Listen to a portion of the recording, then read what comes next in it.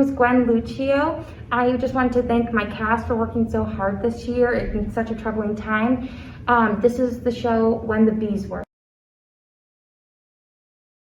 I'm coming in hot, man. You better be. That one's already preheated and this batter needs eggs pronto. Thought I told you to wait to start until I got back. No, I never do what I'm told. Oh, I forgot the cinnamon. Whoa, hold up, crazy lady. I have some in the bag. Plus, you are way too old to be climbing on counters. I'm aghast. With what? With what? Well, one, we're not that far apart in age. Oh, my knee. And two, I'm just shocked that my very own blood just contributed to modify explicit view of age, which is only alienated elders their knowledge and experiences from being shared with the incoming generation. You ageist! Phew, that was a mouthful. Do you need me to give you a moment? Would you mind? You're serious? I'm not serious, Jemmy. Remember,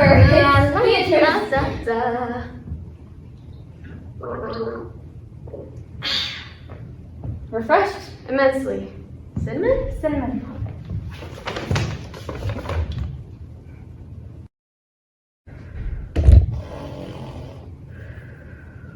I love you too.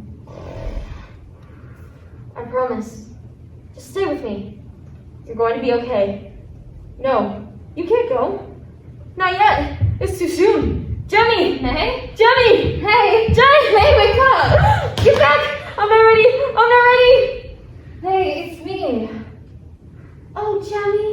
I had the most terrible dream. It's okay, I'm here now. I thought you gone. It felt so real. Almost like a memory. Here, you dropped this. No, I didn't. I have no idea what that is. Put that away somewhere. Of course you remember. It was from... I said put it away. I'm sorry. Can you forgive me? Jemmy? Yes, I forgive you. You're not leaving, are you? May, I'll never leave you. You won't? Sometimes I'm unsure.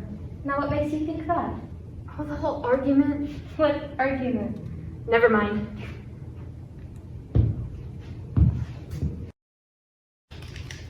I know, Dad. It's getting worse. I know you have to work. Okay. Okay, I'll talk to you soon. Take that! What did you just call me? Well, I guess I'm a boomer because I'm obliterating you right now. Bada bing bada boomer! Boomer! You see what I did there? Excuse you? Isn't your nap time? You want to go, you little piece of shit? You can't say that to a kid. Why not? You used it earlier, and you called me a boomer. Why are you even playing this? Jemmy was the one who likes video games.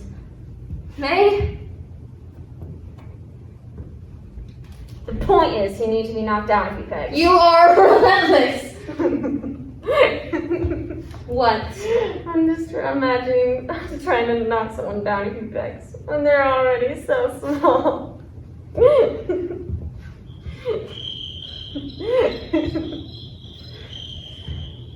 No, you're not interrupting anything. Zoop. At least nothing that May can't finish herself.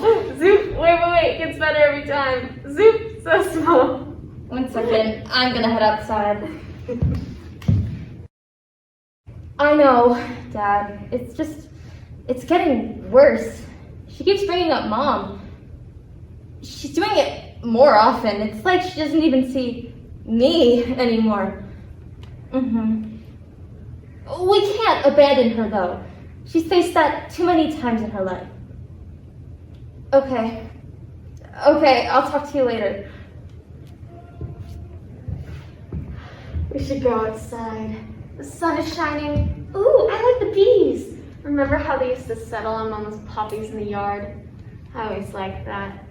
And the way they added a gentle hum to the wind. Hey, do you really want to go outside? No, never mind, Jemmy. I was just... Auntie, please try to remember. Auntie? Why'd you call me Auntie? I thought I told you to put that away. Auntie, you have to remember. You need to remember. No. Remember? My mom got it for you. And she got me one to match. Auntie, remember! Stop calling me that, Jemmy. Auntie, I'm not Jemmy. I said stop calling me that name. Auntie, Jemmy's dead. No, you're right here. You're my sister. I love you. You're here. Won't you give it up already? She's been gone for a year now. No. You're Jemmy, I'm May. We're sisters and we're fine. Everything is fine. No, it's not fine. I know we didn't get along for a while, but this just seems cruel. I need you to be my auntie again. You know, I lost her too, and there's nothing you can do to bring her back. Don't you think I know that? Hold on. B? I'm so sorry. I used to buzz around Grandma's puppies. So I started calling you B, and then, Jimmy got us these. We can't keep doing this. I know, honey, but nothing, I need you. B, she haunts my dreams. I have fantasies of forgiveness that never happened. We hadn't spoken in years, and then she tripped on that wretched rock outside. I mean, what a stupid way to die. We can't take back what happened. We can only move forward. B, we never forgave each other. She never knew that. But none of it mattered. I can't lose her. I can't lose her yet. I can't. You have to accept it. We have to accept it. May? Jimmy, come on, we gotta get this cake out of the oven before it burns. Okay, coming, May.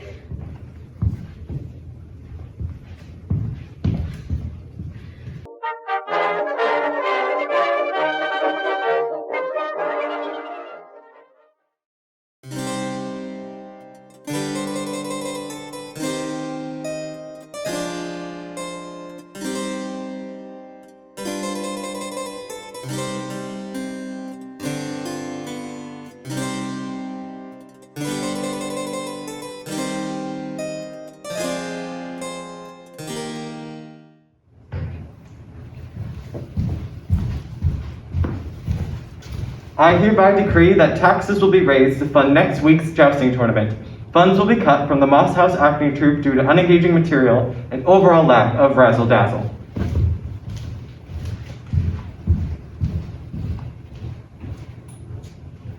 My dearest Thora, you must tell me of your new adventures as the princess's servant.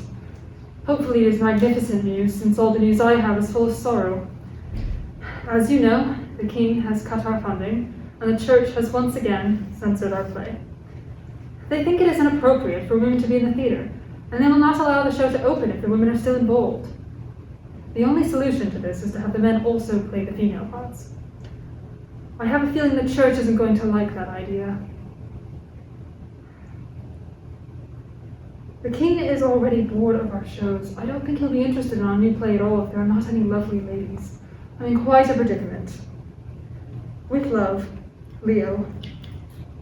Leo, my love, that is awful news. I was so excited to see your new play.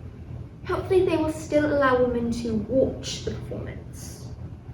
I'm afraid I don't have anything exciting to inform you about my new job. I do chores all day, mostly cleaning. But I think the princess is beginning to warm up to me. She didn't yell at me this morning when I gave her toast instead of muffins for breakfast. As bratty as she is, I think there's a nice girl somewhere inside of her. Overall, I can't complain much. The food here is much better, and my bed only has one rat instead of two. Love, Thora. Attention, loyal subjects. There have been rumors of a deadly plague closing in upon us. These statements are false. There is no need to be alarmed. These rumors were created by our neighboring kingdoms to panic our people and make our kingdom weak and susceptible to attack. I assure you we are safe.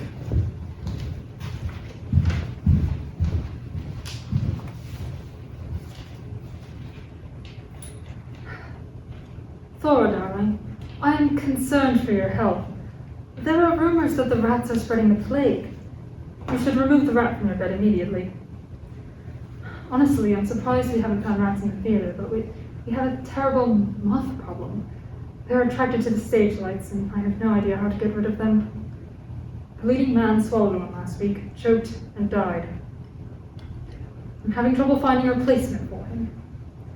Please remove the rat. Leo. Leo, I simply cannot remove the rat, for I've already named him Gregory and made him a shirt and hat. It would be simply rude to banish him now. Besides, the king said the plague is just a lie, and even if it were real, we are safe here in the castle. I'm sorry for the loss of your leading man. Any other updates on your play? Yours truly, Thora.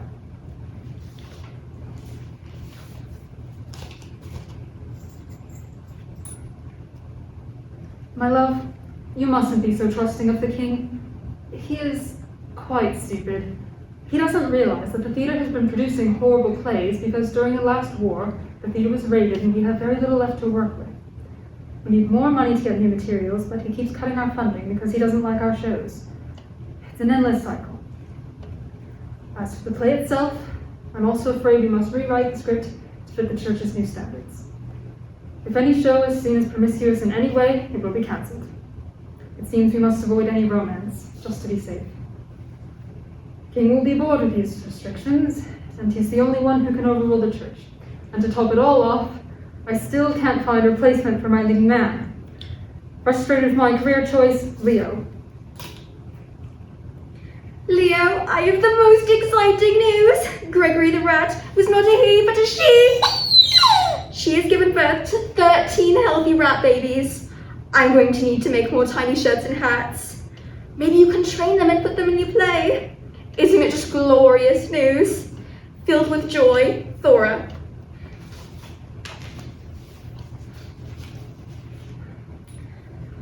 Thora, I again must warn you to remove the rats from your bed. Dr. Crow said rats can carry the plague. I would be devastated if you fell ill due to your rats. I found a replacement for my leading man. It's my nephew, but he is a horrible actor. He was banished from the jousting tournament for hanging posters advertising my new play up in the men's room. I felt awful, so I offered him the part. I know I need him, but he really has no heart for the theatre. Have you told the princess about your rats? Yours, Leo. Dearest Leo, no. P.S. Dr. Crow isn't a very real doctor. He changed his first name to Doctor and claims to be a medical professional. He is not.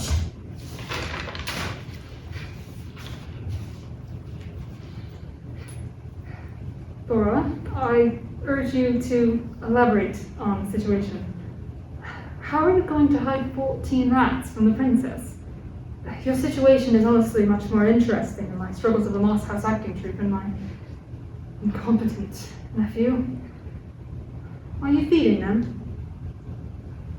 P.S. I found a new doctor. Dr. Wayford is a certified doctor who has found plague deaths linked with rats.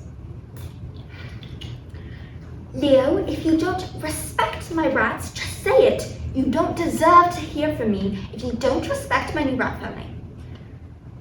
But if you must know, I have now named all 13 of Gregory's rat babies. Their names are Barnabas, August, Alba, Minerva, Hugh, Regina, Bartholomew, Romeo, Wolf, Hamlet, Nick, Portia, and Steve. And of course I'm feeding them. What kind of rat mother, now grandmother, do you take me for? I'm not going to hide the rats from the princess because she already knows about them. In fact, we are having a birthday party for the grandbabies this coming weekend, and you are not invited. A proud mother and grandmother, Thora.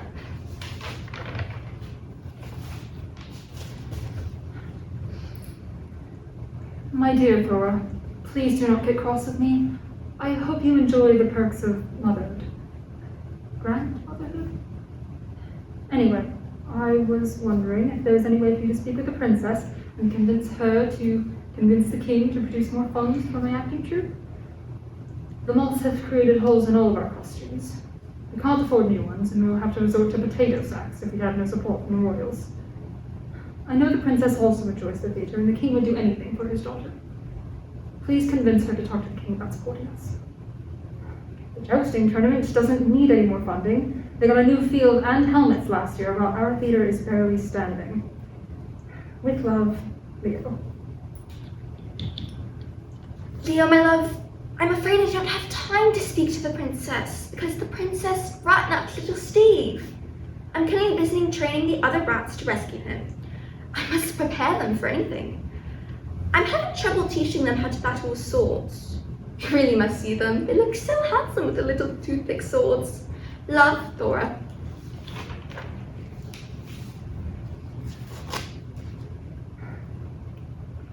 Thora, my love, I'm sure the rats are handsome, but what goes on in your head worries me. I really think training the rats is a dangerous waste of time. The butcher found rats in his stall last week and died yesterday. I urge you to stay away from the rats. You've had your fun and merriment. Please stop acting like a fool and remove the rats from your room. I would appreciate it if you could help support my acting troupe. Instead of making clothes for rats and training them to fight, you could be making costumes for our troupe. Worried for you, Leo. Leo, I do not care what you have to say about my rats. I'm clearly winning a life here. The rats have just successfully retrieved Steve, and the princess is dead. I am now the princess. Isn't that wonderful? And don't you dare blame the death of the princess on this plague.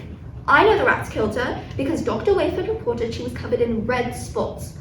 Obviously, that's where the rats stabbed her with little toothpick swords I gave them. The best part is, no one can prove it was me. Oh, and don't worry about me becoming a spoiled princess. I will always write my letters to you by my own hand. Your new princess, Thora.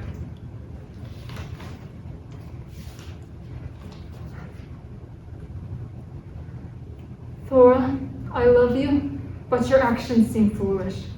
The red spots are blisters and are a symptom of the plague. I would know, since I have once again lost my leading man. My nephew is dead, and my actors are concerned for their health. Well, that, and if I will be able to pay them. You need to kill and remove the rats for your own safety. And I'm not sure that's how the royal hierarchy works. Just please stop, Leo. Leo, I don't like your tone. Is that really how you should speak to your new princess? Now that I'm the princess, I can convince the king to give you more funding for your acting troupe. Yours truly, Princess Thora.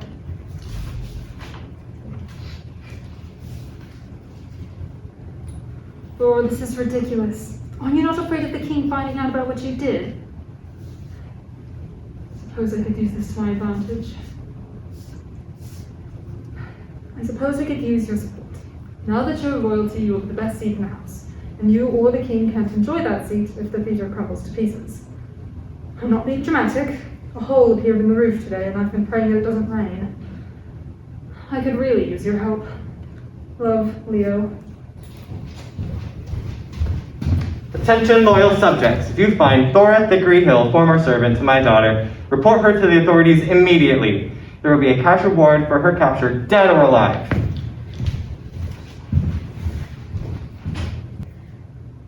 Leo, I'm on the run. I'm bringing my rat babies with me. We'll seek shelter near Theta. This may seem obvious, but I was unable to convince the king to give you more funding for your acting troupe. The good thing is, I might not have to face the consequences of my actions. For the last I saw them, the king and queen were both covered in red spots. And if this plague is real and Dr. Wayford is right, they have the plague and will die. I have been with the rats the longest and have experienced no symptoms. I think I'm invincible and will never die. I look forward to...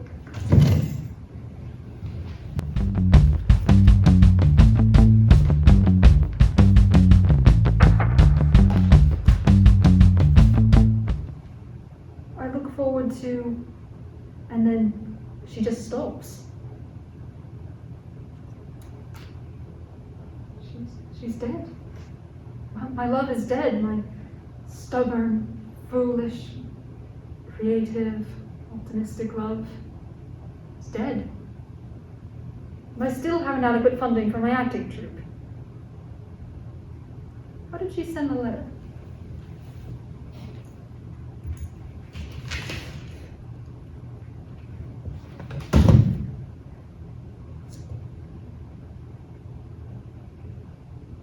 Oh, would you look at that?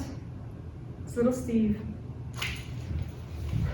Well, time to move to another kingdom, one that's not rat infested, and it's full to the theatre.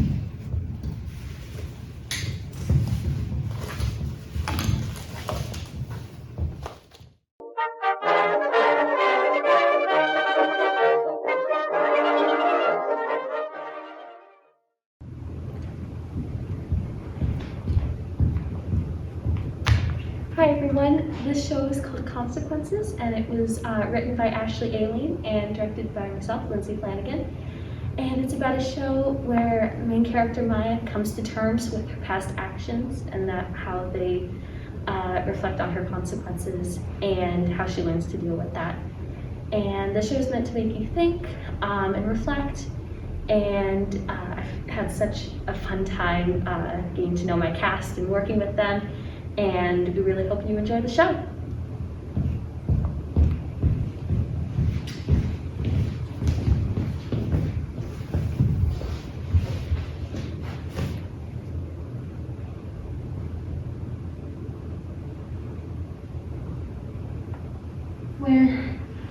Where am I?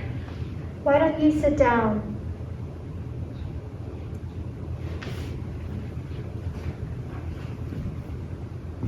You didn't answer my question. What do you remember about what just happened?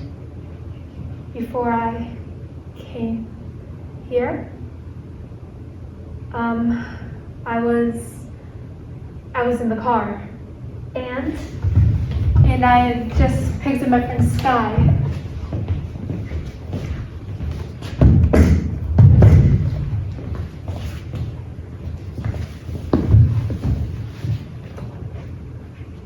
Are you ready? Yeah, let's check out these dresses. Yeah, hey Maya. Yeah?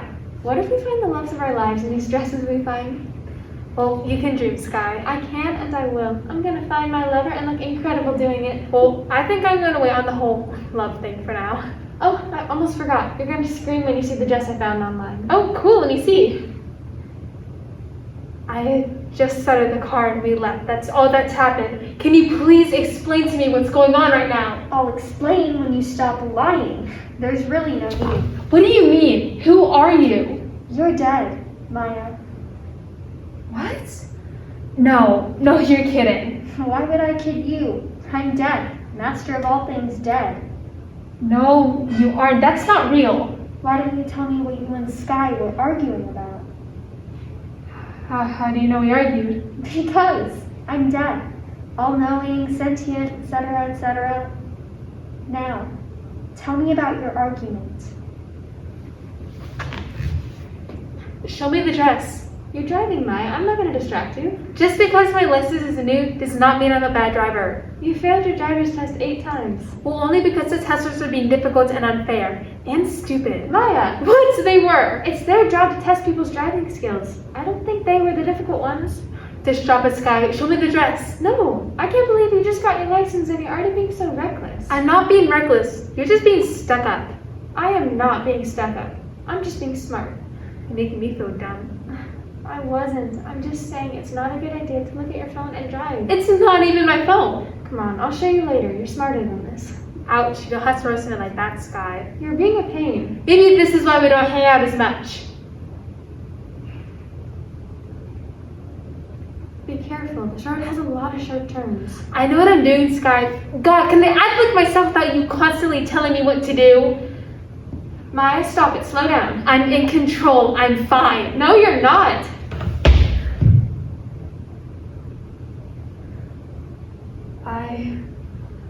I crashed the car.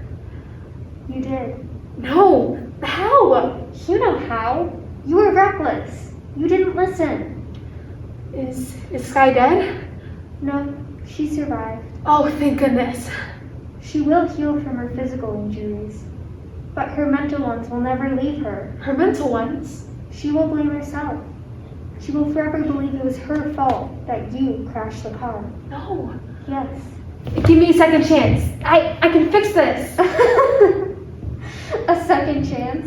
Now you're kidding. No, other people have come back after being dead for a few minutes. I let them live for a reason. They needed to continue in the living world. You have a reason for me. I can fix this. You proved you didn't care about your life when you had it. But Sky and I need each other. Really? Show me. Fine, I will.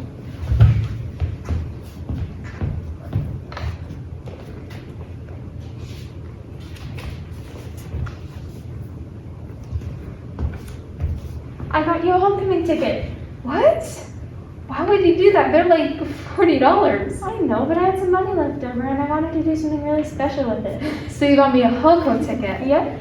Wow, you're the nicest girl I've ever met. Oh, thank you. I just remembered you said your mom wasn't doing too well with money, and I wanted to make sure you could go to something fun. And you said you might not even go. I wanted to make sure you could go with me. Wow, that's one of the most thoughtful things anyone's ever done for me. Oh, it's nothing. I really want us to have a fun time together. Agreed. For real though, I don't know what I'd do without you. Really? I'm not that great. Stop lying. You are so much fun. You're the one who gets me out of the house and gets me to try new things. That's true. If it weren't for me, you would have never had sushi. And now I love sushi. Without you, I'd be so boring. What? No, you're so bright. You can never be boring. Just because I had good grades doesn't mean I'm fun. Well, if you weren't fun, you wouldn't be here with me. I guess that's fair. This doesn't prove anything. It proves that we need each other. That I have a reason to go back. Your reason isn't good enough. Not good enough? How? You must have shown me in your days alive that you have a purpose on Earth. All you showed me was that you didn't care if you lived or died. You threw your life away like it wasn't something precious. But Sky's my best friend. Ignorant girl. Every life was crafted carefully to do something. They all have purpose, and they're put on course for that purpose from the day they are born. You had a purpose, a beautiful life of happiness gained through hard work.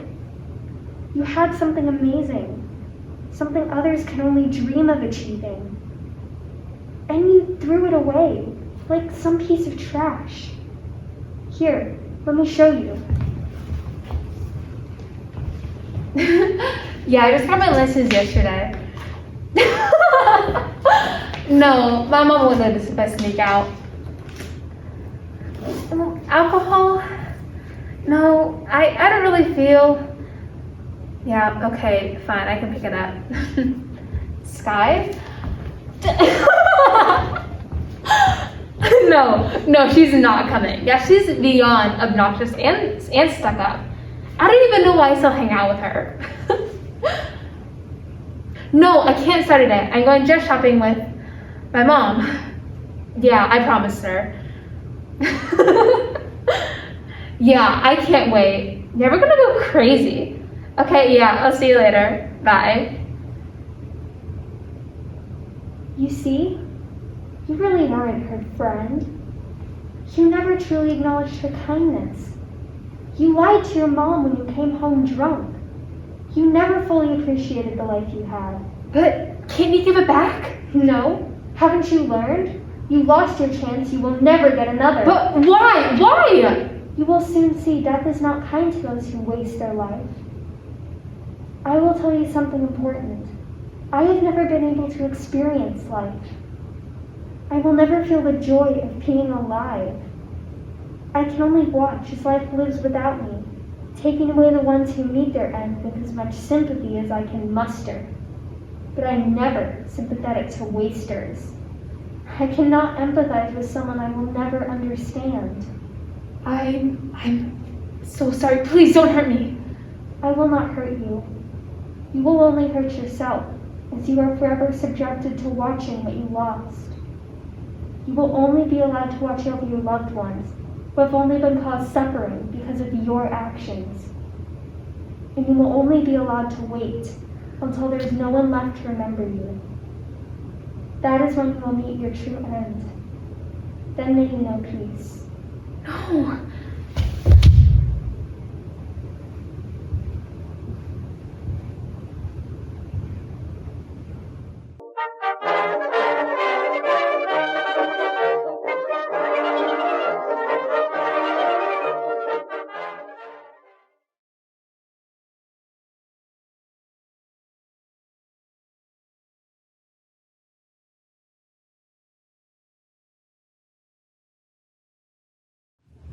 And the Lord will open the heavens, the storehouse of his bounty, to bring rain upon your crops in season, and to bless all the work of your hands. You will lend to many nations, but borrow from none. Amen. Amen. Speaking of rain, it sure has been a lean year. Wouldn't you say so, John? You're going to need to be more specific, John. Ah, yes. Forgive me for my oversight. It has been quite a dry year, wouldn't you say so, John Smith? Why, indeed it has, John Brown. Me and mine can hardly get our corn to grow past yay high. There simply has not been enough rain. How has your little homestead been faring, John Miller? My crop has similarly been yielding no fruit. And as God says, you reap what you sow, and I will certainly be doing no sowing this year. Of course he does no sewing. He leaves it all to me. Mend my knickers, Mary. Stitch my buttons, Mary. Sew my shirts, Mary. Why, if I didn't know any better, I'd say this lack of rain is supernatural. God hath promised us rain and bounty, yet I see none of either. Come now, John. Yes. John Smith. It is not all that strange we've had a little less rainfall this harvest. Nay, 'tis the devil's work it is. It says so right here. Doesn't it, dearest Constance? God would give us rain and plenty, so something must be keeping it out. Yes, but dearest John, the weather patterns, they change often. This is not the first year our crops haven't grown how we would like, and it will not be the last. Surely, if it were the devil's work, there would be no crops at all. John Smith, that is. Don't you have enough harvest to last through the winter? Yes, well... Nay, I say, 'tis the devil's work, I tell you. God would not expect us to survive on so little. It says so right here in his holy book. John Brown, I do believe you're right. There's something supernatural afoot. Don't you agree, John? John Smith. Yes, well, you men make a good case. There is clearly no other option than the devil. There must be witches in our very town doing his bidding. Witches? Who said anything about witches? Oh, I did, Constance. Do keep up. Yes, witches. It must be. Witches? Here in our town, we must find them and promptly burn them. The devil must be driven out. Now, John, don't you think you're being a little hasty? To which John do you refer? All Johns. You've gone from a drought to a witch hunt in all of 2 minutes. She's right. It has been too long. Now that we've discovered the presence of witches in our town, we must set out at once and find them. Quickly, we must gain legal permission to begin the search. John Miller, you are our judge, correct? Yes, I am, John. Allow me. I now hereby declare a witch hunt to commence to find and properly punish those who are found guilty of this devilry. Thank you, Honorable Judge John. We must set off at once. All away to your homes, and we will meet again in the Westfields. Of course. John? John. John. John, John, John. John, John. John. John. John. John. I feel light with the power of God's justice already. Come down, Mary. But, John, what if it is simply a drought? Witches, Constance. Witches. It is the only rational explanation. We must protect our town, our women, our children, our faith, and most importantly, our crops.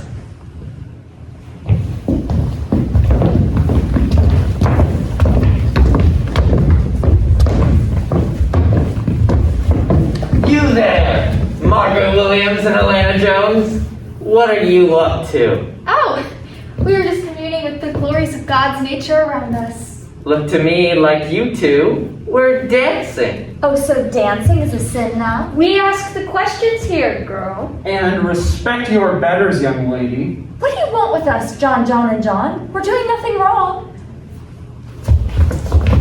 They're dancing. How much more obvious can it get? Dancing? There's nothing more evil and devil worshipping than moving your body to a beat. I agree. This boogieing going on here is clearly a mark of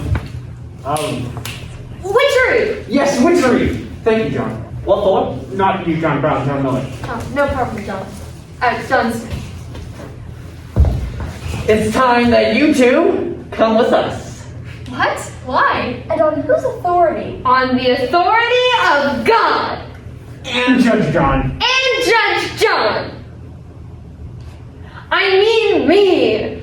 You are witches, and you will pay for the devilry you have brought upon this God-fearing town. Witches? Witches? We're no witches. I swear it.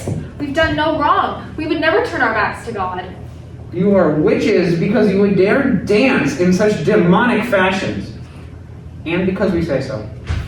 John, the pitchfork. We must herd these witches into town and have them stand trial for their witchery.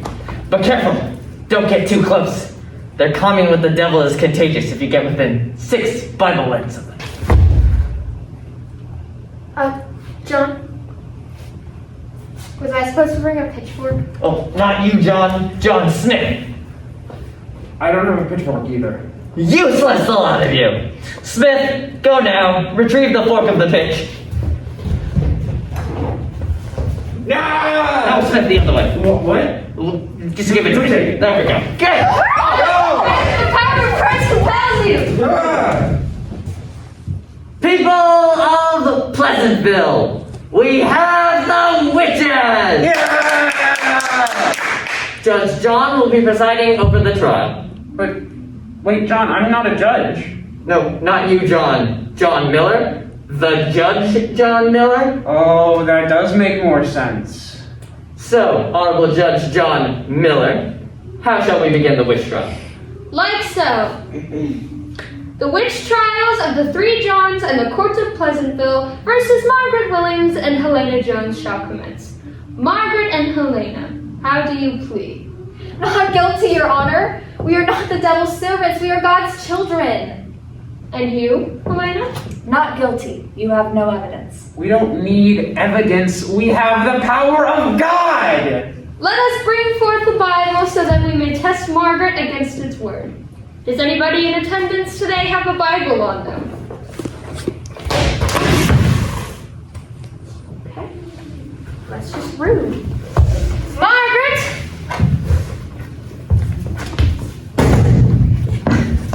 You must read this passage out of the Bible flawlessly without stutter or mistake. Your Honor, I cannot. Aha! She is a witch! She cannot even bring herself to gaze upon the holiness of God's word. She is subservient to the devil. No, it is not witchcraft. I cannot read, good men. Please believe me, I'm simply illiterate, not evil. One does not need to be able to read in order to read God's holy word. One can simply recite it through faith alone. Your refusal to do so proves your guilt of witchery. I swear I'm no witch. That's exactly what a witch would say. She's just stupid, not evil. Enough! It is now your turn to be tested for witchery.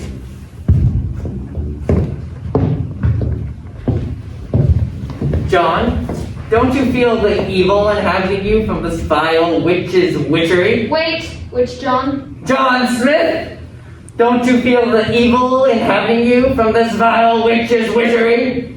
Oh, of course. Here, can you hold this one for me? Thank you. The pain! The evil witchcraft is possessing me!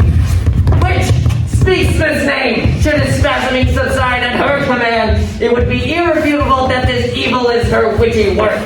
And what if I don't want to? Then we hang you for being in contempt of the court. Speak his name, witch! Fine! John. Which John is that? Me, John, or John Miller? Perhaps John Brown? John Smith, obviously. Okay. That's me. And his fits have been cured! She must be the evil one who casted the spell. What?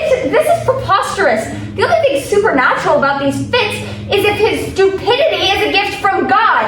I am clearly... Enough! Put everything on your witch. Their burning will be scheduled for tomorrow at dawn. You men are so afraid of the unknown. You would let your fear control your every action. Have some spine, Your Honor. Helena, your insults will not save us. Please, Your Honor, we are not witches, I swear it. In your vast wisdom, please test us again, just to be absolutely sure. Well, you are correct. My wisdom is vast. We will test them once more to ensure their guilt. Margaret Williams and Helena Jones, you will be subjected to the swimming test. Ah, yes, the swimming test. Excellent idea. John, bring the witch forward. Which John? Which witch? All of them. All of which? All of the Johns or all of the witches? Both. We must tie their hands and feet and throw them into the lake to prove their guilt of consorting with the devil. God's justice must prevail. Bring the witch to Hellfire Lake. Which witch?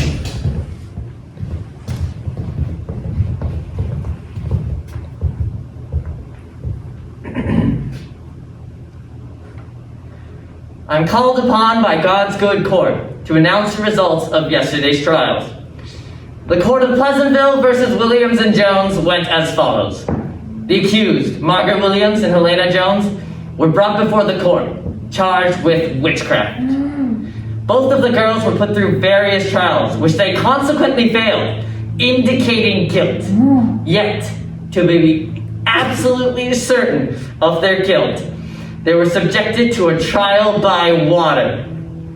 Both of the girls were bound hand and foot and thrown into Hellfire Lake.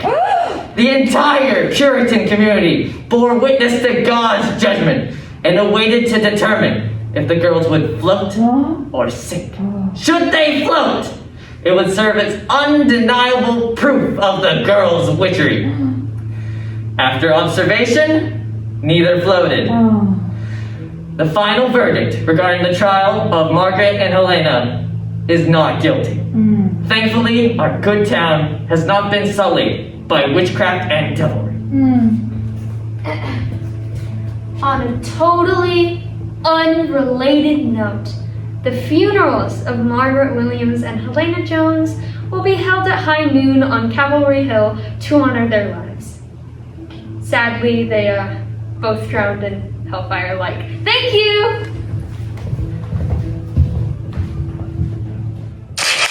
I told the witch doctor I was in love with you. I told the witch doctor I was in love with you. And then the witch doctor, he told me what to do.